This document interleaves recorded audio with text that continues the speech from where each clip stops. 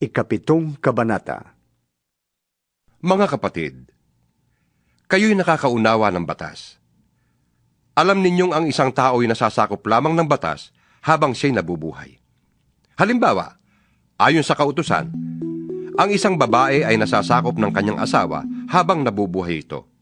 Subalit, kung mamatay na ang lalaki, malaya na ang babae sa batas na nagtatali sa kanya sa lalaking yun.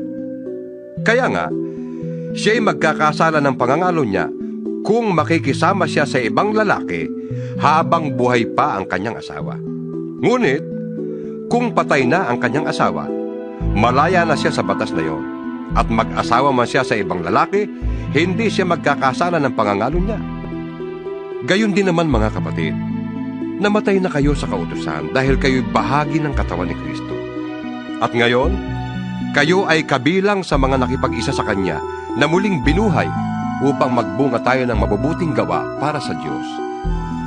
Noong tayo'y namumuhay pa ayon sa ating likas na pagkatao, ang ating mga masasamang hilig na pinupukaw ng kautusan ay nag-uudyok sa atin na gumawa ng mga bagay na hahantong sa kamatayan. Ngunit, malaya na tayo ngayon mula sa kautusan. Namatay na tayo sa kasalanang dating umaalipin sa atin.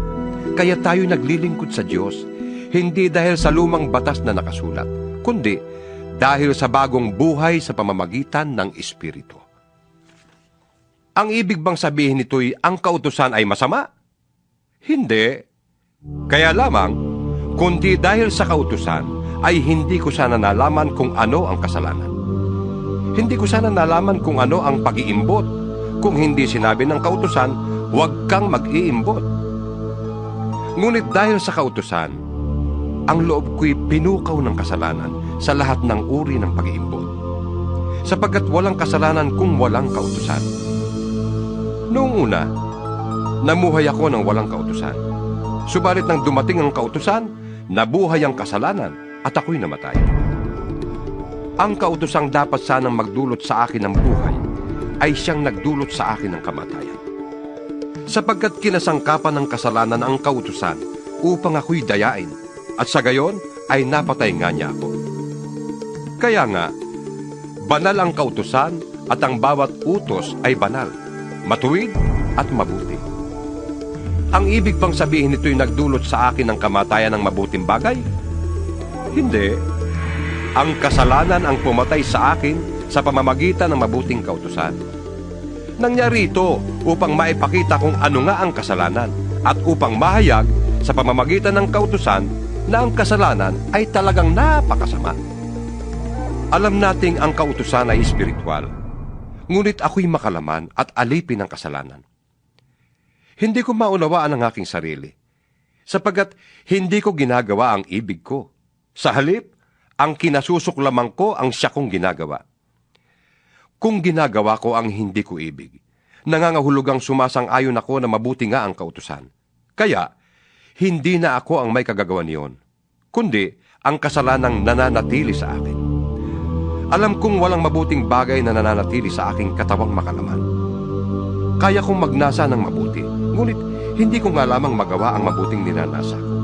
Sapagkat hindi ko ginagawa ang mabuting ibig ko, kundi ang masamang hindi ko ibig ang siya kong ginagawa.